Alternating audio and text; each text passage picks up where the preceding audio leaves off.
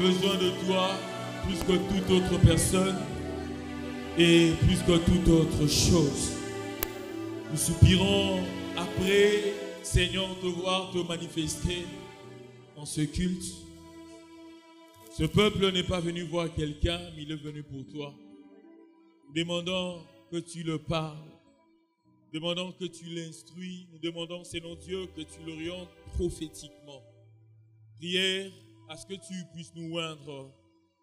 Nous ne voulons pas le faire, Seigneur Dieu, en professionnel. Nous voulons que tu nous accordes ta grâce et ta faveur et surtout l'onction de l'Esprit. Bénis ces temps au nom de Jésus. Nous prions avec action de grâce. Nous acclamons très fort les Seigneurs.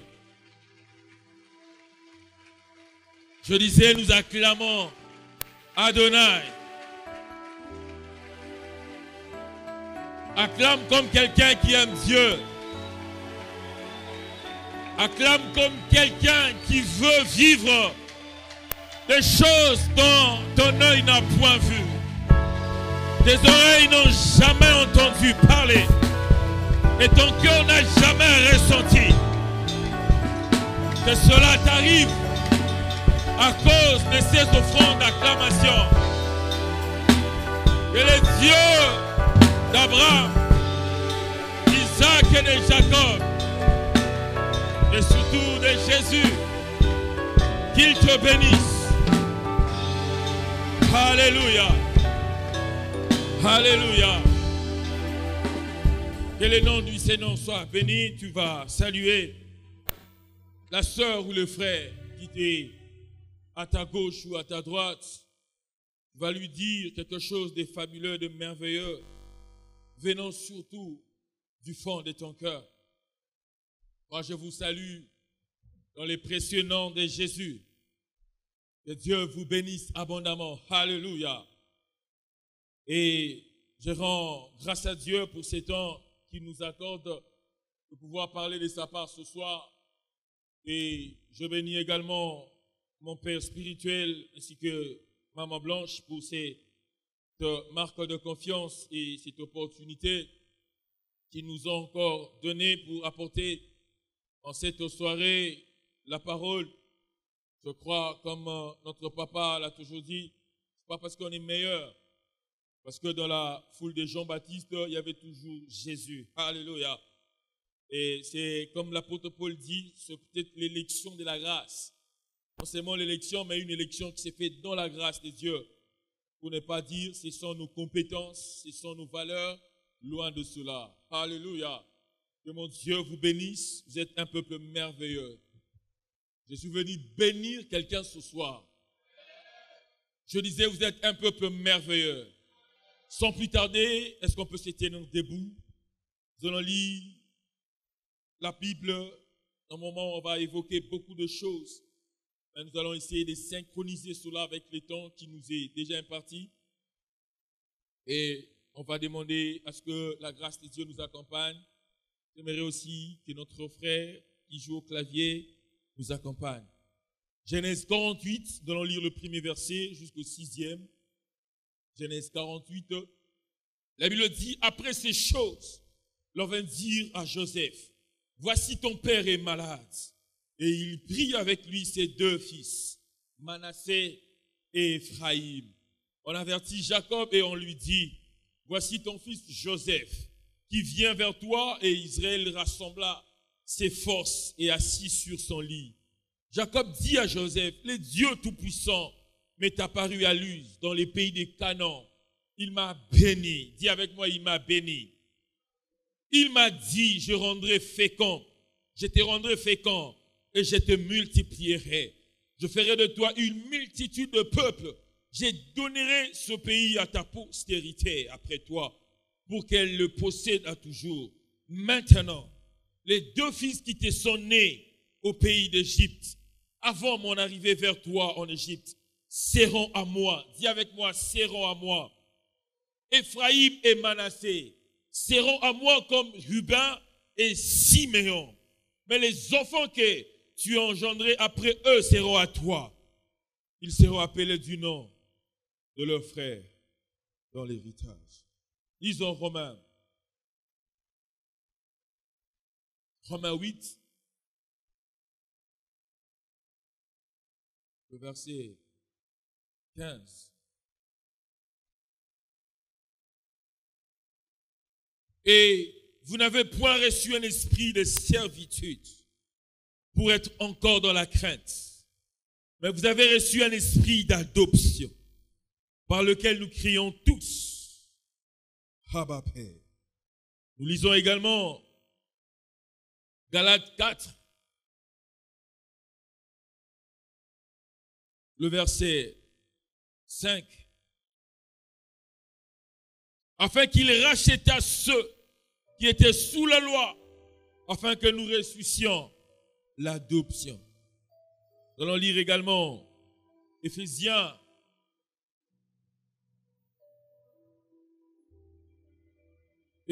1, le verset 5. La Bible dit, nous ayons prédestinés dans son amour à être ses enfants d'adoption par Jésus-Christ, selon le bon plaisir de sa volonté. Nous allons lire Romains 9.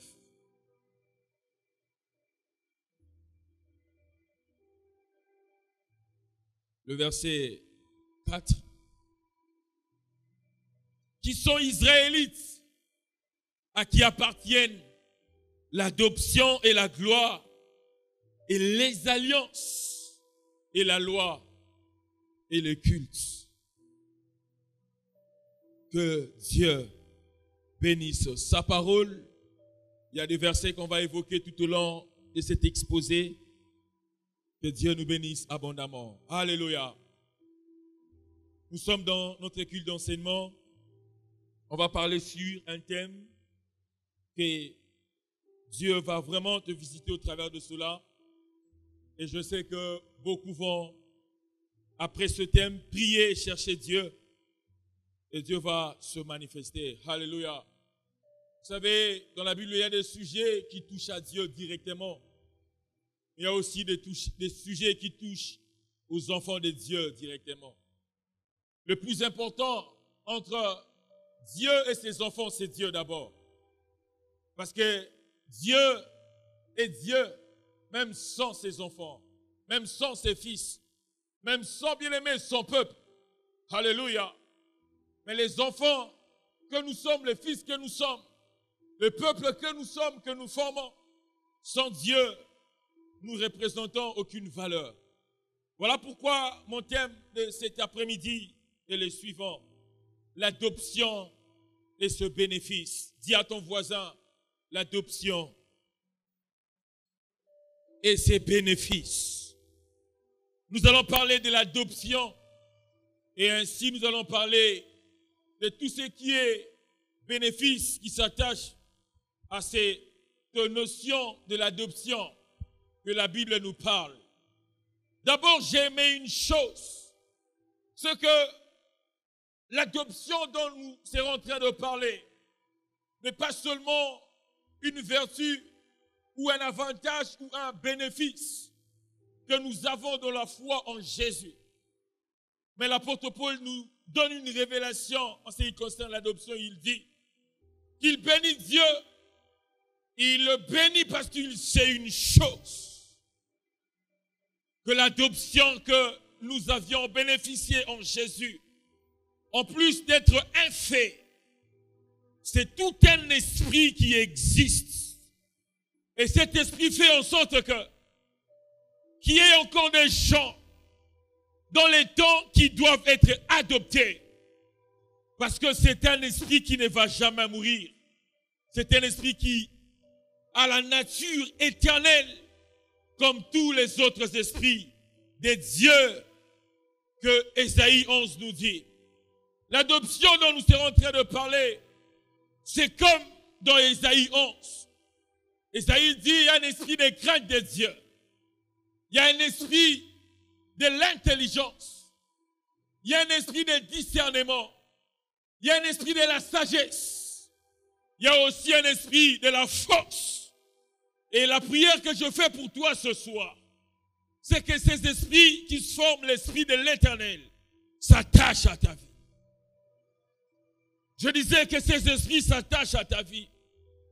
Que Dieu répand sur toi ce soir un esprit d'intelligence.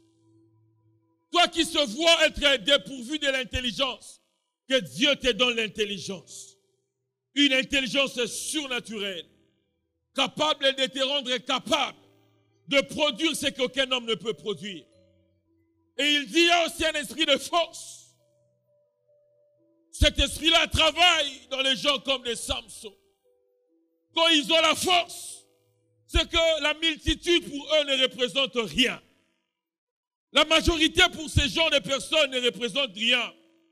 Pourquoi? Parce qu'ils sont capables de relever les enjeux qui sont dans la majorité, de telle enseigne que les résultats qu'ils sont capables de produire ne sont que pour des gens qui ont l'esprit de la force de Dieu.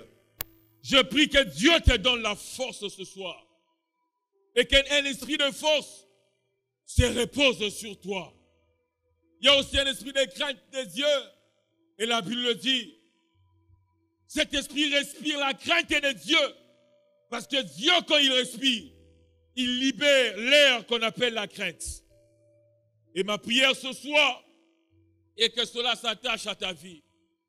Toi qui n'arrives pas à craindre Dieu, que Dieu souffle sur ta vie ce soir un esprit de crainte de Dieu. Et j'ai compris une chose.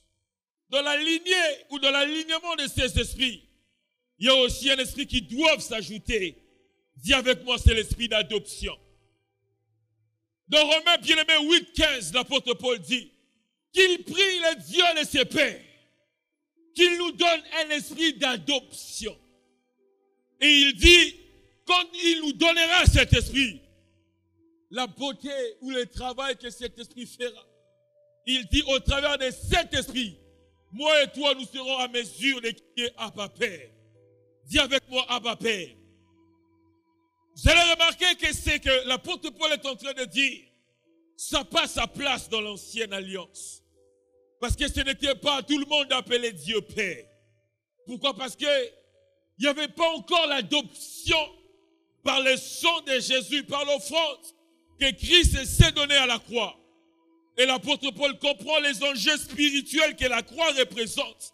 Il dit, en fait, parmi les choses que la croix nous a léguées, il y a un esprit qui plane sur l'église. Il y a un esprit qui plane sur la terre. Il dit, cet esprit, c'est un esprit d'adoption. Et ceux qui ne comprennent pas ces enjeux, ils doivent comprendre une chose. Qu'en plus d'avoir les pères sur terre, en plus d'avoir les pères biologiques, c'est-à-dire ton père et ta mère, il y a un esprit qui est capable de t'adopter. Pas seulement dans ta famille, mais dans la famille des enfants de Dieu. Et qui est capable de faire de toi un enfant de Dieu. Et la Bible dit, tu peux appeler Dieu ton Père. Ce soir, j'aimerais te rappeler cette alliance où tu dois être à mesure de t'aligner derrière les enfants de Dieu. Et que Dieu soit ton Père. Au nom de Jésus. Parce que l'adoption, c'est un acte légal par lequel on accueille quelqu'un comme son propre enfant. En le faisant participer aux privilèges inhérents à la famille. Et on confère à cet enfant le droit de naissance. L'adoption dont nous sommes en train de parler, c'est un acte légal qui consiste à prendre quelqu'un qui n'est pas de ta parenté, qui n'est pas de ta famille, de rendre cette personne apte à adhérer dans une famille. Et non seulement de donner à cette personne la capacité d'adhésion dans la famille, mais de donner à cette personne la capacité ou les habilités, de lui donner la capacité ou la force ou les aptitudes de jouir à toutes les vertus ou à l'héritage de cette famille-là. C'est ça l'adoption. Et comme je viens de le dire, c'est un acte légal. Ce qui est légal, c'est ce qui produit les effets au regard de la loi. Et quiconque viole ce qui est légal, il doit répondre à ses responsabilités devant la personne qui a établi cet acte légal-là. Et spirituellement, cela s'explique comment? c'est que quand nous venons en Jésus, nous acceptons Christ comme Seigneur et Sauveur. Cet acte bien-aimé nous rend capables d'être ceux qui sont de la famille des enfants de Dieu. Et le monde, ou les péchés, ou n'importe quelle chose, bien-aimés, ne peuvent pas te faire quitter dans cette condition d'adhésion à la famille à laquelle tu viens d'adhérer. Voilà pourquoi c'est légal. Voilà pourquoi c'est officiel. L'adoption dont nous sommes en train de parler. Si le monde a compris cela, j'aimerais vous dire, le Dieu qui a créé le monde a été le premier à le comprendre. Pour te dire par là ceci, tel que tu es là, tu es condamné à être enfant de Dieu. Peu importe les temps, peu importe les saisons, peu importe les circonstances ou les conditions dans lesquelles tu vis, tu es condamné à être enfant de Dieu. L'adoption, c'est un changement radical des conditions de vie d'une personne.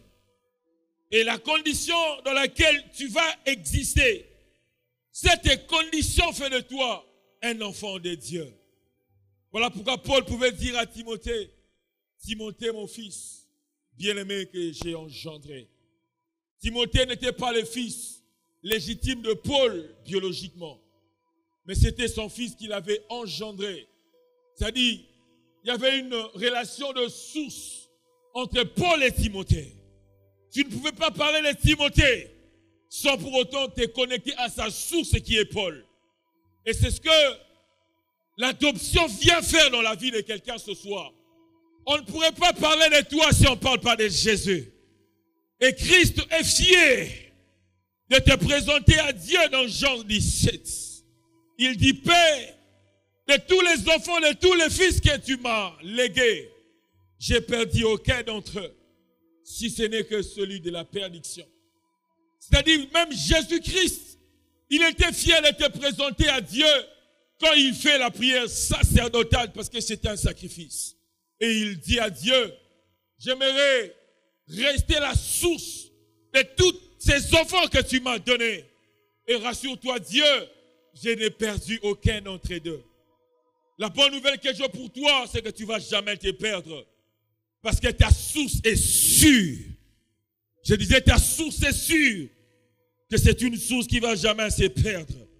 C'est Jésus. Dis avec moi, c'est Jésus. Mais notre adoption est plus glorieuse que l'adoption du monde. Vous savez pourquoi? Parce que dans le monde, on adopte quelqu'un dans une seule condition. Quand ses parents biologiques ont démissionné de leurs responsabilités. Dans le monde, tu ne peux pas adopter quelqu'un si ses parents biologiques sont des responsables. Tu ne peux pas faire de moi ton enfant si mon père ne te lègue pas cette responsabilité. Et voilà pourquoi c'est impossible que tu m'adoptes tant que mon père me reconnaît comme son enfant. Mais notre adoption dans les domaines spirituels est plus glorieuse que dans les domaines du monde. Vous savez pourquoi? Parce que nous, on nous a adoptés dans deux conditions. La première, c'est la condition dans laquelle notre premier parent était là. Et il a failli, il a démissionné. Et le deuxième parent, c'est l'image de Joseph, où on a adopté ses enfants pendant que lui-même était là. Qu'est-ce que j'aimerais te dire par là? Si dans le monde nous adhérons dans une famille, quand seulement nos parents démissionnent, en Dieu nous adhérons, même si nos parents ne démissionnent pas, nous allons adhérer à la famille de Dieu. Parce que Dieu, bien-aimé, sait voir sur toi ce que tes parents ne peuvent pas voir. Dieu sait établir sur ta vie des projets que tes parents ne pourront jamais établir. Voilà pourquoi que les premiers parents démissionnent, c'est-à-dire le premier Adam, Dieu va t'adopter. Même si tu es comme Joseph, ou toi-même tu es là, mais te voilà à voir un père comme Jacob, qui est prêt à adopter tes enfants, pendant que toi-même tu es là. Et c'est cette adoption dont j'aimerais dégager quelques bénéfices. Et après quoi nous allons prier. Dis avec moi les bénéfices de l'adoption. Le premier bénéfice que l'adoption fait dans la vie des enfants de Dieu, c'est que l'adoption nous fait quitter de l'esclave au fils. Dis avec moi de l'esclave au fils. Christ bien-aimé mourant à la croix, si il a accepté la mort, c'était parce qu'il savait que tant qu'il ne nous avait pas fait adhérer à la famille de Dieu, moi et toi, nous étions des esclaves. Et cette situation n'avait pas plu à Dieu. L'apôtre Paul dit que nous étions des esclaves.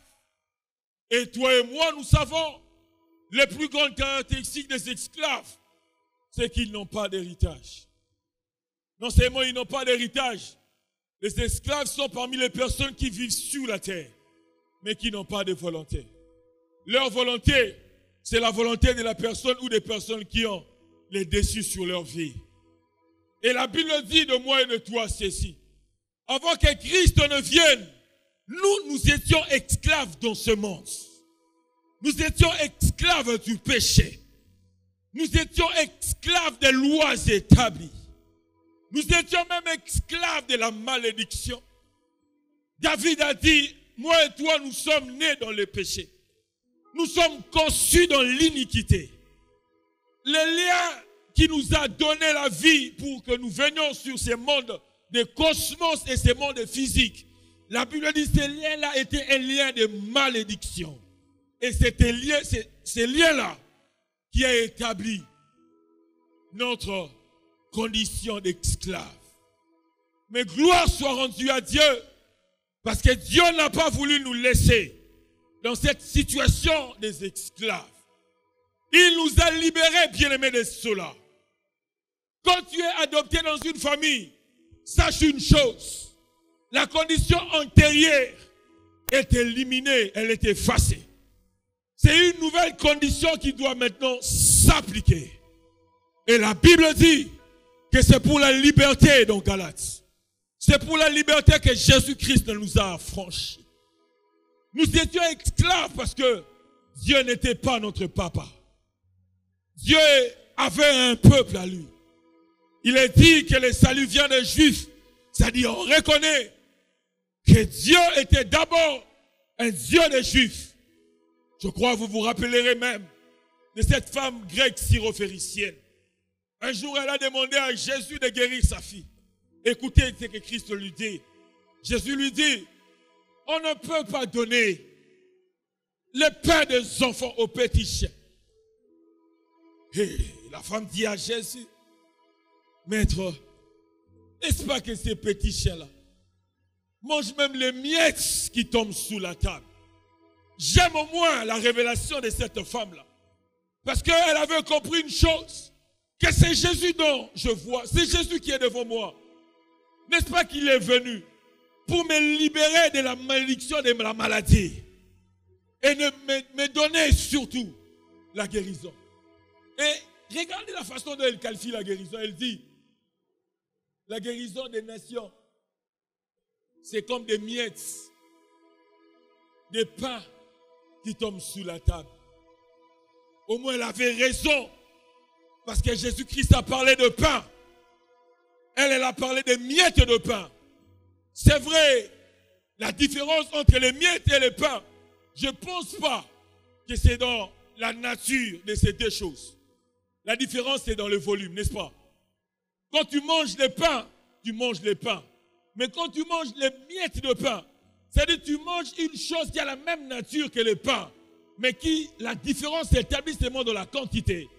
En soi, la femme a dit à Jésus ceci, tu es venu pour me donner les choses que les enfants ont. Même si je te les demande pas en grande quantité, accepte quand même de me les donner par leur nature. C'est ce que l'adoption fait. Quand tu es adopté, tu peux ou ne pas être égaux aux enfants biologiques de l'adoptant. Mais au moins tu auras les choses de la même nature que ceux-là. Ah, tu ne m'as pas compris. La condition d'esclave doit quitter. Tu dois adhérer à la condition de fils de Dieu. Et qui dit fils, dit l'héritage. Et ce que j'aime dans la vie chrétienne, c'est que la Bible dit ceci. Que moi et toi, en tant qu'enfants de Dieu, la Bible dit nous sommes un royaume et des sacrificateurs. Bien-aimés, la personne qui nous a adoptés ne nous a pas adoptés à une république. Il ne nous a pas adoptés à une famille locale ou normale. Il nous a adoptés à un royaume. Et tu ne peux pas participer à un royaume si tu n'as pas un lien avec le roi. Soit tu seras loin dans le royaume. Mais si on te reconnaît dans un royaume comme quelqu'un qui est dans la famille royale, c'est que la condition qui te fait accéder dans la vie du roi, c'est le sang du roi que tu as. Alléluia. Voilà pourquoi Jésus ne pouvait pas seulement se contenter de nous donner de l'eau qui était sortie de ses côtes. Il devait aussi nous répandre sur la croix le sang. Parce que c'est par le sang que le royaume des cieux est basé. Et il a vu dans un futur prophétique un royaume qui serait formé de toi et de moi. Et il t'a dit qu'il nous a fait participer à ce royaume par son sang et par sa volonté de mourir à la croix. Tu n'es plus esclave, tu es maintenant enfant de Dieu. Et Paul dit ça mieux, il dit ceci. Non seulement il était esclave, il est devenu fils de Dieu. Il dit, dans cette condition-là d'être fils de Dieu, il est encore devenu prisonnier de Dieu. C'est différent, n'est-ce pas? Si tu es esclave, tu n'as pas de volonté, tu n'as pas d'héritage, tu n'as rien comme esclave. Mais Paul dit ceci, qu'il est prisonnier de Dieu dans ces chaînes de l'évangile. En soi, il a seulement voulu dire aux gens que nous sommes. Nous étions esclaves dans le monde l'autre fois. Mais nous voilà être libérés de cet esclavagisme du péché. Et nous devons rester prisonniers de Dieu.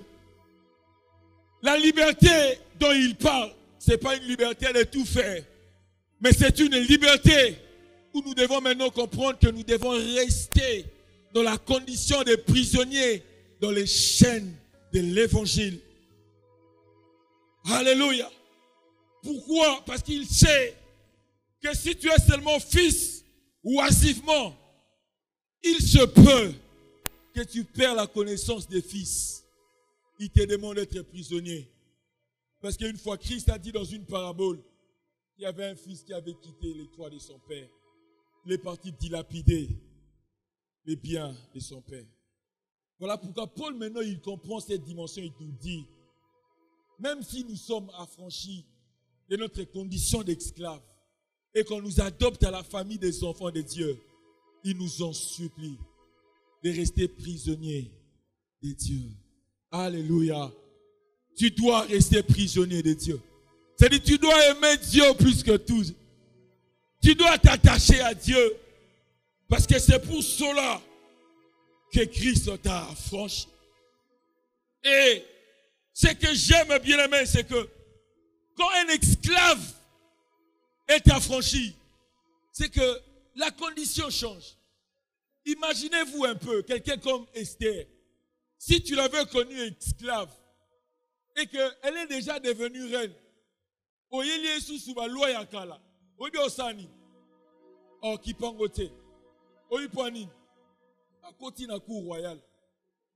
deux fois le diable te trompe quand il vient avec certaines pressions dans ta vie, certaines influences mauvaises. Le diable sait qu'il va seulement jouer sur ton ignorance.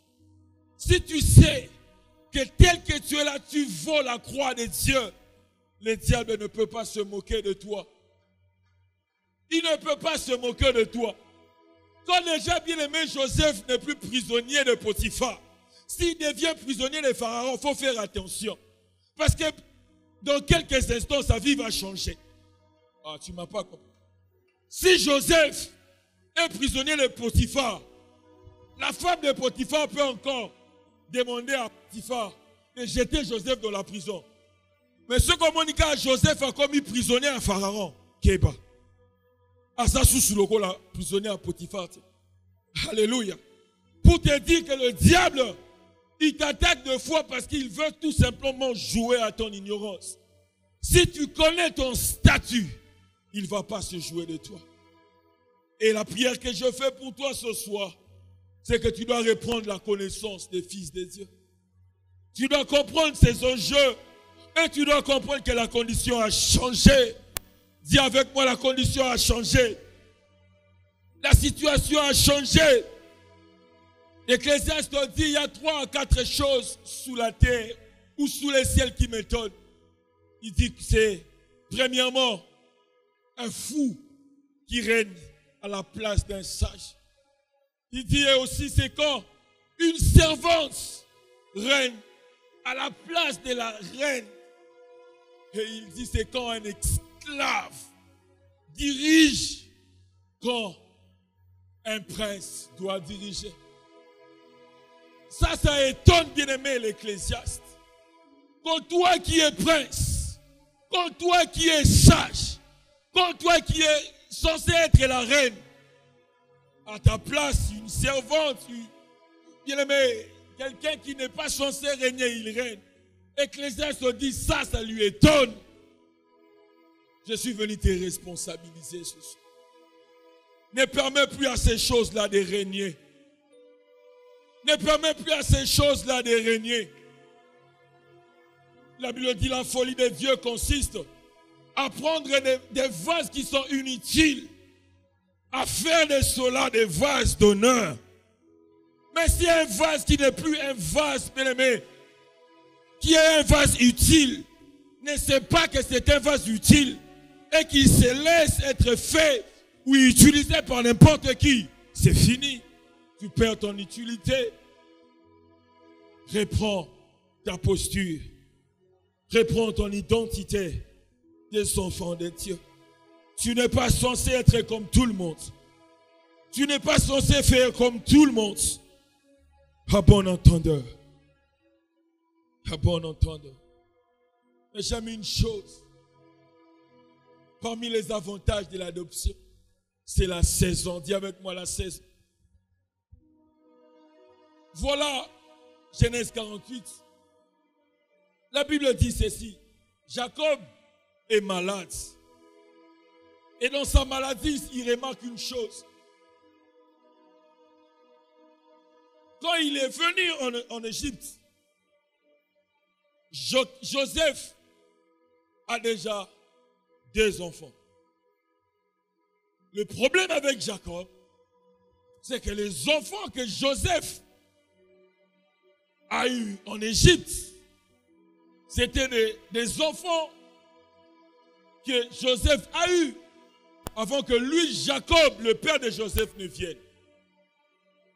Et il demande à Joseph, le père d'Éphraïm et de Manassé, de pouvoir venir vers lui parce qu'il devait mourir et il va le bénir. L'adoption change une saison de quelqu'un. Je disais, l'adoption change la saison de la vie d'une personne. En soi, ces jours-là, Jacob est en train seulement de dire à Joseph, il y a une saison de ta vie que je suis en train d'ignorer, que je ne maîtrise pas. Et il dit à Joseph, cette saison-là, c'est la saison pendant laquelle tu as acquis ces 2 enfants. Et il dit, Joseph, moi ton père Jacob, je ne maîtrise pas cette saison. Quand tu es adopté, il y a une nouvelle saison qui vient dans ta vie. Quand quelqu'un t'adopte, c'est qu'il veut t'introduire dans une nouvelle saison. Et Jacob a vu prophétiquement que dans la lignée d'Abraham, il y avait une saison que lui ne maîtrisait pas. Et il dit à son fils Joseph, la saison en question, c'est tout justement la saison qui m'a précédé avant que je vienne en Égypte. Et Joseph a fait une lecture prophétique des choses. Il s'est dit non, il ne peut pas aller voir son père sans ses enfants. Pourquoi? Parce que les enfants Ephraïm et Manassé étaient tous nés pendant la période où Joseph était concentré à faire le travail pour Pharaon. Or, Pharaon, c'était un idolâtre. La Bible dit qu'il priait un dieu qu'on appelait On. C'était le dieu de la célébrité. Et pourtant, Jacob, dans sa vie, il n'a fait qu'offrir à Dieu des autels. Il n'a fait que faire à Dieu des autels. Pourquoi? Parce qu'il n'avait pas connu un autre Dieu que le Dieu de ses pères, Abraham et Isaac. Et voilà, il est en train de regagner dans sa lignée que Joseph a des fils qu'il ne maîtrise pas. Qu'est-ce qu'il veut faire? Il veut maintenant faire adhérer à la famille d'Abraham et d'Isaac et à sa famille les enfants que lui, il ne maîtrisait pas. Il veut prendre ces enfants-là, le faire adhérer ou introduire à la famille d'Abraham. Mais regardez la raison, il dit ceci. Tous les enfants qui te sont nés en Égypte, avant que je vienne, dorénavant, ces enfants-là seront mes enfants. Mais ceux qui te sont nés pendant que j'étais déjà là, cela ne me regarde pas. Bien-aimé, l'adoption vient faire fractionner la saison ou le temps de ta vie. Quand tu es adopté par quelqu'un, rassure-toi que Dieu vient de fractionner la saison de ta vie. C'est-à-dire qu'il y a une période qui doit être caractérisée, la période avant Jésus. Il y a aussi une saison où on doit parler de la période avec Jésus. Alléluia. Avant Jésus ne doit pas être égal à après Jésus. C'est ce que Jacob est en train de dire à Joseph. Et grave encore, on ne peut pas adopter quelqu'un avant de mourir. C'est un risque. Mais écoutez le risque que Jacob a pris. Il prend le risque d'adopter Ephraïm et Manassé comme Ruben et Siméon. Et il dit que Ephraïm et Manassé, ils vont occuper la même classe et la même place dans l'héritage d'Abraham. Pourquoi? Parce que Jacob a fait la lecture prophétique de la vie de ses enfants. Bien-aimé, ezalakate, papa ya bana azali wana, yozwa bana na ye, okomisa bango bana na yo, ezalakate. Mais écoutez, Joseph, c'est l'image de Jésus. Vous savez pourquoi? Parce que Joseph dans la Bible est le seul papa qui est le frère de ses enfants.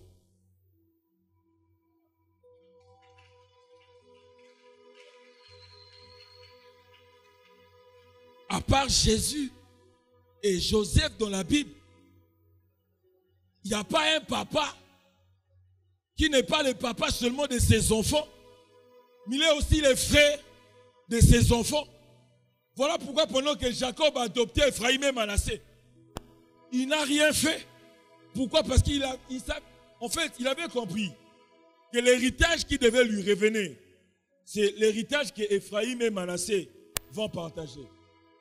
Mais vu qu'il sait aussi une chose, qu'il doit quitter sa posture de papa d'Ephraïm et de Manassé pour laisser cela à Jacob, il ne dit rien.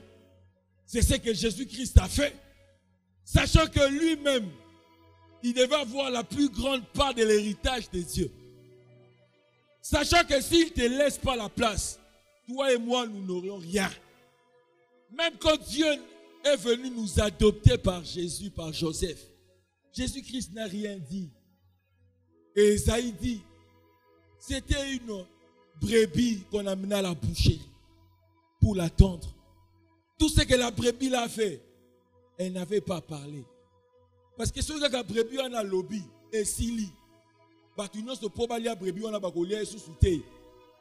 Pour que le banako koufa pété. Et ce qu'a koufité, héritage moroté à gotique. Parce que pour moutatik héritage faut koufa. Alléluia. Dans le but pour mouta koufa, pour atik héritage pour sanine. Ce que ce héritage a moutouné la koufité bako kangayo aux amouyibi. Voilà pourquoi la Bible dit, tant que le testateur vit, l'héritier ne peut pas hériter. Pour qu'un héritier hérite, il faut que la mort du testateur soit constatée. Mais la gloire de notre saison réside dans le fait que nous avons un testateur qui a accepté de nous léguer l'héritage avant même qu'il ne meure. Et à combien plus forte raison sa mort. Alléluia. C'est ce que Joseph a fait. Il a voulu tout simplement dire à Jacob, j'accepte que la saison d'Ephraïm et les Manassés changent. Et que les enfants que j'ai eus avant que mon père vienne soient donnés à mon père. C'est ce que Christ a fait à la croix. Tu es né dans votre famille, tu ne savais pas. Mais le jour qu'il est venu te dire, non seulement tu es le fils ou la fille de tel papa, de tel maman. Moi, Dieu, je te fais adhérer à ma famille. Pourquoi?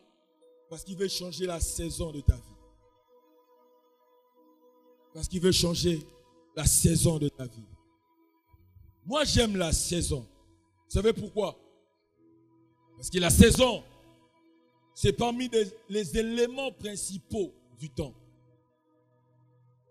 La saison, c'est parmi les éléments principaux du temps. Et j'aime le temps, parce que le temps travaille des choses pour notre faveur. Alléluia. C'est dans le temps que nous avons tout ce dont nous demandons à Dieu. Et quand Jacob est venu adopter Ephraïm et Manassé, en soi, il est venu changer les temps dans lesquels Joseph, le père, était trop pris à travailler pour Pharaon. Et il ne savait plus que leur maman, Asnaf, avait déjà introduit ces deux enfants de la lignée de Pharaon. Et il est venu changer la courbe prophétique de leur vie. Il est venu changer la direction prophétique et spirituelle de ses enfants pour dire à Joseph que désormais je maîtrise la saison de ses enfants. Et c'est ce que Dieu fait quand il t'adopte. La destinée que tu ne maîtrisais pas, Dieu le maîtrise à sa place. Dieu le maîtrise à ta place. J'aime le temps parce que le temps nous donne les opportunités. Et ma prière ce soir, c'est que Dieu te donne toutes les opportunités qui sont dans les temps. Le temps nous amène aussi les promotions. Et quand ta saison est là, c'est que Dieu veut te donner une saison de promotion. À ta vie, que Dieu attache toutes les promotions au nom de Jésus. Au nom de Jésus. J'aime aussi le temps, parce que le temps travaille les rencontres. Dis avec moi les rencontres. Vous savez, si nous sommes aujourd'hui à l'église de la Compassion, au-delà de tous les efforts que nous avons faits, c'est aussi parce que le temps a fait pour nous les efforts qu'aucun d'entre nous a fait. Le temps a permis que nous puissions nous rencontrer. De la même manière, moi et toi qui autrefois nous ne nous connaissions pas, aujourd'hui nous nous connaissons. De la même manière aussi dans les temps qui viennent, il y a des gens que tu ne connais pas, mais le temps connaît. Et qu'est-ce que le temps va faire dans la saison qui vient? Le temps va te permettre de rencontrer les personnes que tu ne connais pas. Tu vas les rencontrer. Tu vas les rencontrer.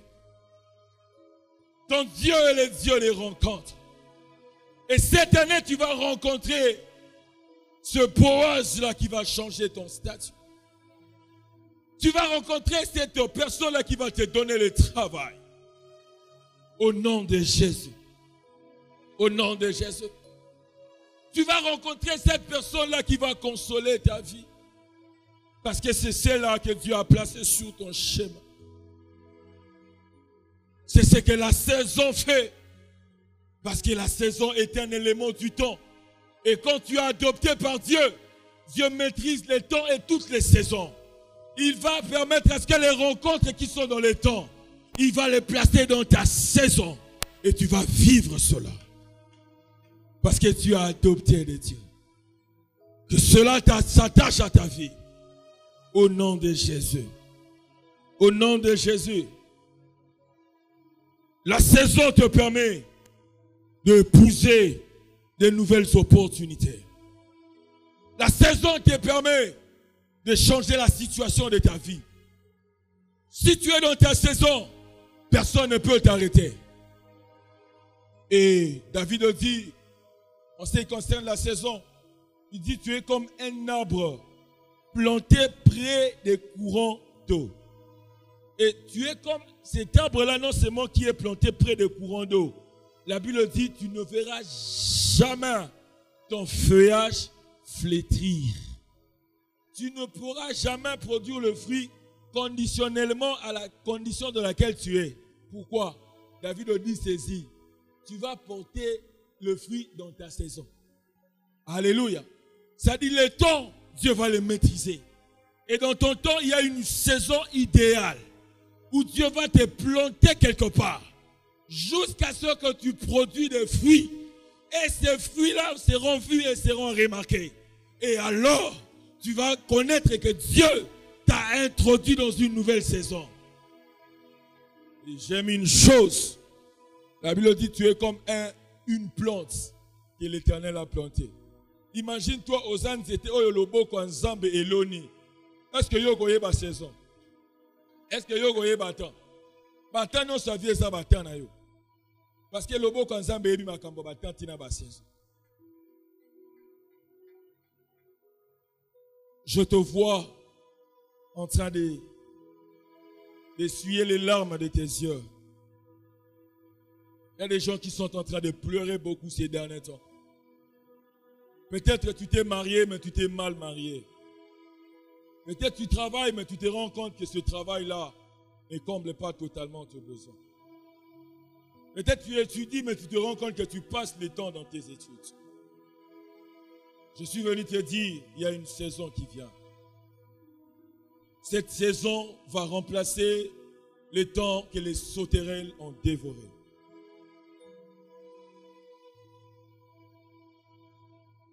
Laisse les sauterelles dévorer. Et il y a quelqu'un qui maîtrise toutes les saisons de la vie d'une personne.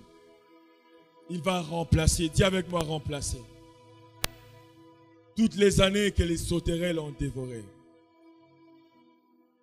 Que Dieu console. Que Dieu te console. Au nom de Jésus. Au nom de Jésus. Quand tu as adopté quelque part, c'est que tu as aussi épousé les alliances de la personne qui t'a adopté. Quand tu as adopté par un président, par une famille qui a une grande dynastie, c'est que les alliances de cette famille qui t'adopte deviennent aussi tes alliances. Les faveurs, la bénédiction qui s'attachent à la famille à laquelle tu adhères deviennent aussi ton partage. En Deutéronome 33, le verset 14, Moïse a dit ceci à Ephraïm. Ephraïm, toi tu vas recevoir des myriades et des myriades de bénédictions. Manassé, toi tu vas recevoir des milliers de bénédictions. Et pendant que j'ai prié, Dieu m'a dit de dire à quelqu'un, mes alliances fonctionnent jusqu'aujourd'hui. C'est la voix que j'ai ressentie quand je priais. Dieu m'a dit de vous dire que mes alliances fonctionnent jusqu'à aujourd'hui. Et si à Ephraïm, Moïse qui ne l'avait même pas adopté, était capable de voir dans Ephraïm des myriades et des myriades de bénédictions, Jésus-Christ est mieux placé pour voir en toi des myriades et des myriades, exposant des myriades, des alliances de bénédictions. Et Dieu m'a dit de dire à quelqu'un qui sent qu'il y a un joug de la malédiction qui pèse sur sa vie, qu'il y a une alliance de la bénédiction qui existe. Cette alliance-là est capable de changer ta condition. Ephraïm est né dans une terre maudite, parce que l'Égypte à l'époque c'était une terre de malédiction, parce que c'est de là que la magie et l'occultisme sont nés. Mais peu importe cette atmosphère satanique, Jacob a pu libérer la bénédiction de Dieu. Et cette bénédiction s'est attachée à Ephraïm. Et dans Osée 13, le verset 1, la Bible dit, quand Ephraïm parlait, c'est la terreur qui s'emparait dans les villes. Et Dieu m'a dit de dire à quelqu'un ce soir, Dieu t'a donné plus que ce que Jacob a donné à Ephraïm. Tu dois parler, les choses doivent arriver. Si Ephraïm qui est béni dans une terre de malédiction, la Bible dit quand il parlait, c'était la terreur qui s'emparait. Toi, tu dois apprendre à parler pour que tu calmes les tempêtes de ta famille.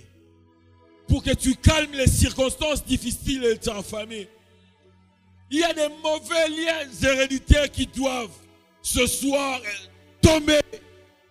Parce que toi, dans ta bouche, il y a un don de terreur que Dieu a placé.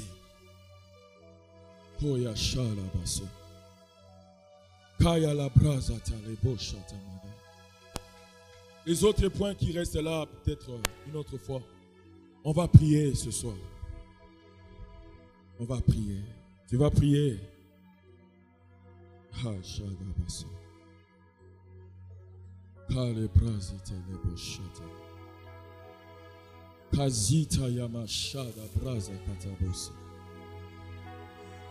Commence à prier. Dis à Dieu, fini. Que les conditions de ma vie changent. Que mon identité change.